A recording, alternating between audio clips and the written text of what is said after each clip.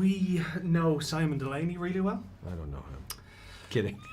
Simon Delaney. No, I'll tell you why. Right. So basically, you and Simon Delaney are pals. Yeah. And he called you up. Wait, I know you're on that show. Yes. Oh man. Right. I'm glad you're here because Good. I told him to send you guys to tell you to come to the premiere. Sure. It's just me though. Okay. I'm Brian. Hey, it's Brian. It's Mike and Dee were the two other. Yes. Yeah. I like you guys. Thank you. And I feel like I owe you an explanation, right? So why we were so enamored. I don't need an explanation of why you like me. Okay, so basically, all right, this is really quickly. So our boss Mike basically sent he sent around this video of you and Barbara Streisand. Yes. The Loving You thing. Yes. And it basically became this thing of like, look how amazed Barbara Streisand was at Patrick Wilson. He's a triple threat. Right. Well, Triple thank threat. you. It was really good. We can't believe Thank how you. good a singer you are. Like we were all like shocked about how Thank you. amazing your Thank singing you. was. Well, this has been great. This has been great. I mean, we could sing. I mean, I don't know. Do you sing? Yeah, like your singing was No, amazing. do you sing? Do I sing? Yeah. We did a thing on the show where anytime we mentioned your name, we would play a blast of. No, we'd sing "Loving You." Loving you is not a choice. It's who I am. You're a little high, but that's okay. I know, but loving you is not much reason to rejoice. Come on, give me There a. you go. Yeah, you bit? got it. You're doing great. Doing great. Okay. King Orm is a really interesting character. Let's go from Streisand to Orm. To Orm. Right.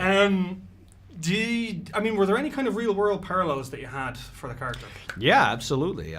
He's like an eco warrior. Yeah. So it's pretty simple to really get behind why. Maybe his actions of how he takes on his fight maybe a question. But I think it's easy to understand that a guy who's upset that the surface world has been destroying his oceans, and it's true. It's what we do. And I think the comic and Aquaman himself, if you go through the history, there actually is a very rich history of him involving, there's comics of him teaming up with people fighting the whalers, and I think that's great comics, without hitting you over the head with it, always put in something, whether it's political or social issues, environmental issues. I think they're peppered throughout comics in general. Yeah. And that's something that Aquaman's always had. I think it's thrusted sort of through Orm because he's a bad guy, so you can see, that he can do something about it. Yeah. So that's easy to get behind. Working with James Wan, because I know obviously The Conjuring and Conjuring 2 and what have you. Do you find him to be a different director when he's on something like this, or is he just the same thing? Yeah, same thing. I never, even when we did I did his first, I did Insidious, whatever it was, I guess it was maybe 9 years ago. God, has it been that long? Yeah.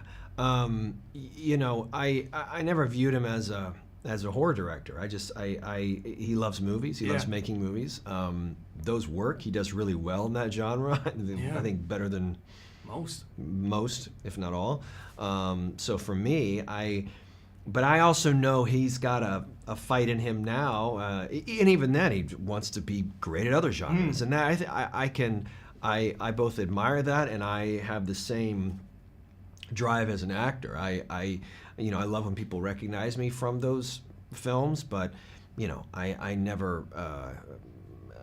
I'm not a horror actor. You don't want to be tied to them. No, and I never feel like I am, but it's something you're very conscious of trying to do as many genres as you can. But there's no difference in him. He's a guy who's if anything, the amount of time and budget that you get on these big movies just sort of further stokes his creativity. But he's a guy that really can do any genre. Yeah. One final question I want to ask you was, I know with a lot of actors when they're working with this amount of CGI, some of them kind of treat it like black box theatre, and then others kind of... Yeah, it's true. Was that the case for you? Yeah, it's funny. I remember when like the Star Wars prequels came out, and you'd see these behind the scenes, and I'd think, wow, that must be so frustrating to just sit there and have nothing to interact with. And then you do it, and you feel like you're doing it. Maybe it's because I was doing most of it with Willem Dafoe, who from the Worcester Group does a lot of strange theater, avant-garde theater. So we loved it. I mean, once you get past the numbness of the harnesses and wires that you're on, there's it is very freeing in that it's really just a couple actors and words. So if they don't work, then you're dead in the water. Yeah. Forgive the pun. So that's. I loved it. Yeah. I did. It did feel like weird avant-garde theater. Yeah. And you rarely get to have that much creativity and sort of trying to figure out what works, what looks good in the movement and floating, and what looked too dancey, and then what just looked like you were swimming. It was all an exploration because it had never been done before. No. I mean, Josh Brolin said that a lot about Infinity War, that he just treated it as black box theater to get him into the movie. I think you just have to. Yeah. Yeah.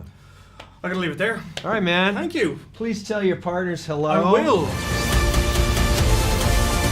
Atlantis has always had a king. Now I need something more.